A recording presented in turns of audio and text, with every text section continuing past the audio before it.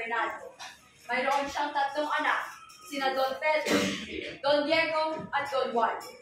Sa isang hindi inaasahang pagkakataon, nagkasakit ang hari at ang lunas lamang ay ang tinig ng ibong Adarna.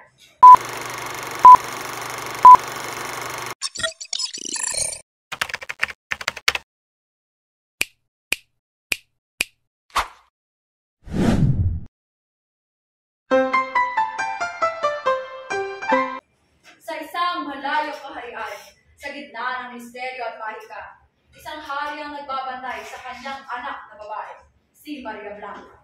Ang hari na si Haring Salerno ay isang tusong pinuno na hindi papayag na mapasakamay ng isang dayuhang prinsipe ang kanyang anak. Ngunit si Don Juan, ang isang matapang na prinsipe mula sa Birmania, ay hindi uurong sa kahit anong pagsubok. Sa harap ng nag-aalab na pag-ibig at mahigpit na pagsubok, magsisimula ang kwento ng tapang, kapangyarihan at ng tunay na pagmamahal. Kung nais mong kunin ang aking anak, kailangan mong pagdaanan ang itong pagsubok na aking ibibigay. Ngunit tandaan mo, Don Juan, isang pagkakamali mo lamang at hindi mo na siya makikita kailanman. Mahal na hari, hindi ako natatakot sa kahit anumang pagsubok ibigay niyo sa akin. Gaano man ito kahirap. Napakataas nito. Paano ko ito mapapabagsak sa isang gabi lamang? Ito ba ang unang pa lamang sa mga pagsubok? Kailangan ko magtagumpay para sa aming pinabukasan ni Maria Blanca. Don Juan, matagin mo ang lupa nito at lagyan mo ng mga trigo na handang anin. Siguraduhin mo lang, mayroon ng trigo maanin at aking gagawin almusal. Isang imposibleng gawain, ngunit hindi ako susuko. Ngunit tanggapin ko ang aking tulog. Ang tungkol na ito ay may nakapangyarihan. Iwas-iwas ko ito sa hangin at hayaang ito ang bunga ng gawain para sa iyo. Sa isang itlap, lumakas ang hangin at bumagsak ang mundo. Napalitan ito ng lunti ang bukiri. Kinabukasan, nakita ito ni Haring Salerno at napilitang umipit. Kahit pa alam niyang may mahigang gaganap. Nakakamanganga. Ngunit hindi ba ito ang katapusan? Simula pa lang ito. Ang ikatlong Ngunit tanggapin ko ang aking tulog. Ang tungkol na ito ay may nakapangyarihan. Iwas-iwas ko ito sa hangin at hayaang ito ang bunga ng gawain para sa iyo. Sa isang itlap, lumakas ang hangin at bumagsak ang mundo. Napalitan ito ng lunti ang bukiri. Kinabukasan, nakita ito ni Haring Salerno at napilitang umipit. Kahit pa alam niyang may mahigang gaganap. Nakakamanganga. Ngunit hindi ba ito ang katapusan? Simula pa lang ito. Sa dilim ng gabi, pinakawalan niya ang 12 negrito patungo sa dagat at iniutos na muhuli silang lahat bago ang buhang liwayway. Paano ko matutunto ng lahat ng negrito sa isang dilim? Ang mahiwagang palasyo ni Haring Salerno ay puno ng ilusyon. Ngunit hindi ako magpapalinlang.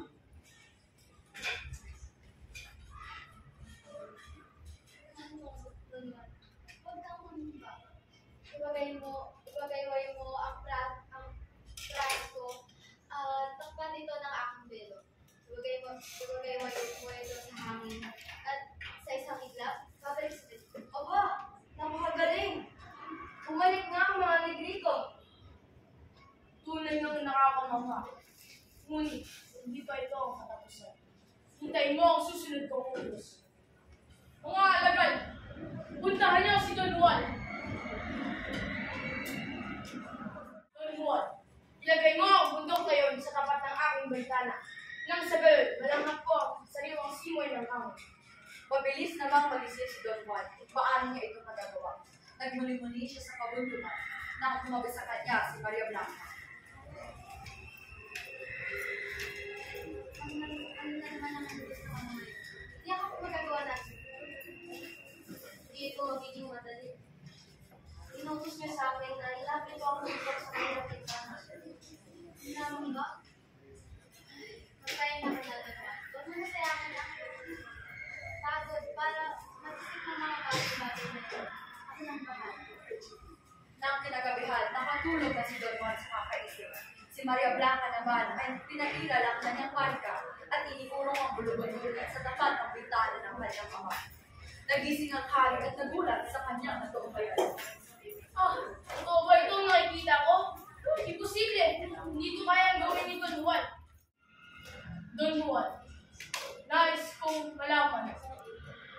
ano ang husay at talino na mayroon ba. Paggawa mo ang pansarang magdudugtong sa aming palasyo mula sa buhok. Dapat ito'y matuwid, maganda, at yung mga palamuti nakapaligid sa magkabilang panig. Isang mahirap na gawain. Ngunit, sisiguraduhin ko na magagawan ko ito ng parang. Siguraduhin mo lang, Don. Tingnan na kayo ang naisip ko. Ano na naman ba ang inutos ng aking ama? Inutos niya na gumawa ako ng isang lansangan mula sa palasyo hanggang sa buhok. Kailangan ba? Mukhang makakatulog naman din ngayong gabi. Ako na ang bahala. Huwag mo nang sa akin ang ngayong kapit. Ano yung malakas na tunog na yun? Aba, pambihira nga naman. Nagawa niya sa isang araw ang dapat aabuti ng ilang taon. Naglakad si Don Juan at si Haring Salerno sa lansangan. Pinuri ng hari si Don Juan sa kanyang ang galing at talino, sapagkat nakagawa siya ng lansangan sa madaling panahon. Ngunit, napalitan ng galing ang pagkamangha ng hari noong nalaman niya nawawala ang kanyang sisig. Don Juan, magmadali ka. Ano na naman ang inutos ng ama ngayon? Para hindi na nalitaga na yung isip at madalamihanan ng iyong tingkad. Noong kami naglalakad, sinabi niya sa akin na nawalan ng kanyang sinisig. Ito ang gawin mo. Sandalin mo ang katawan habang hindi mo. Pagkatapos ay itapon mo ito sa tubig. Abangan mo ang aking agaw. Ang prinsesa ay natagtad, nagkikisda sa dagat at hinanap ang singsing. Hindi nagtagal, umahon ng prinsesa. Nang makuha muli ng hari ang kanyang singsing, nakaisip siya ng ulit na mauutos kay Don Juan. Tila ay nasapian umano ng demonyo ang kanyang kabayo. Sapagkat hindi niya ito maamon, pinatawag niya ulit si Don Juan. Don Juan, gusto kong gamutin mo ang aking kawayo. Tila ba'y siya'y nasabihan ng Diablo. Eh kahit ako ang mismong amo niya, hindi ko siya nasakyan. Ito ang gagawin mo. Itapon mo itong renda. At sa ganitong paraan ay mapapaamo mo at sasakyan mo ang katawan.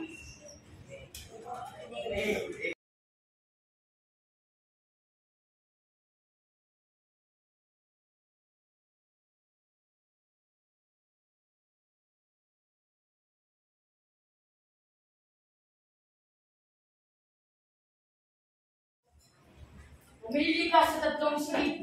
Kung nasaan, mahanap mo ang iyong gilid. Aba, napakadali. Malalaman ko agad kung sino ang aking iniibig.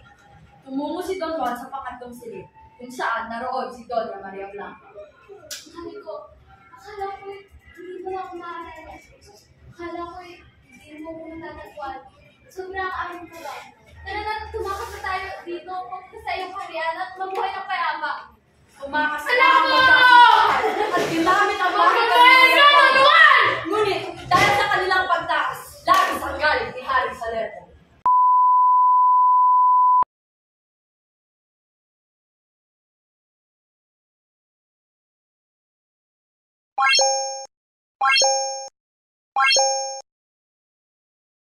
I know you told your friend you're not okay, and tell me what's wrong and why you never said you felt that way.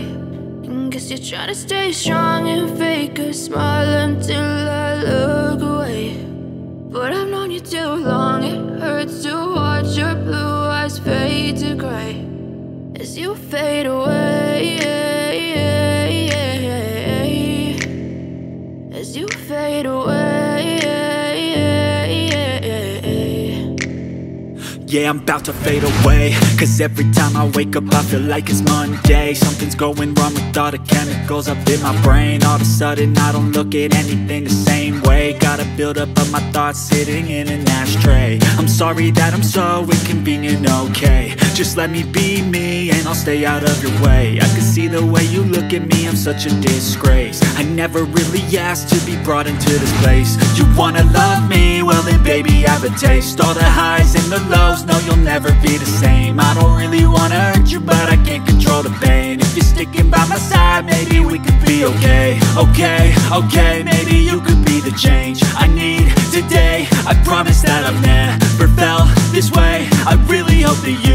choose to stay through all the pain. I know you told your friend you're not okay, and tell me what's wrong and why you never said you felt that way. And guess you're trying to stay strong and fake a smile until I look away. But I've known you too long, it hurts to watch your blue eyes fade to gray as you fade away, as you fade away, as you fade away, as you fade away.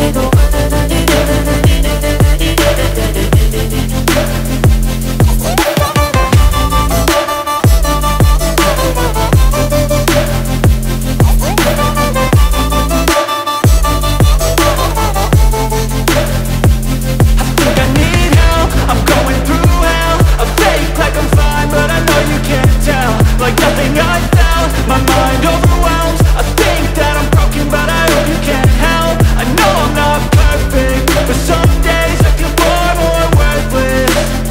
Baby, you make me feel nervous. If I still have you, I have purpose. It's all worth it. I know you told your friend you're not okay, and tell me what's wrong and why you never said you felt that way. I guess you're trying to stay strong and fake a smile until I look away.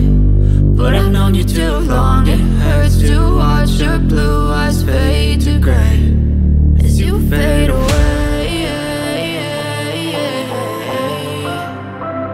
as you fade away, as you fade away.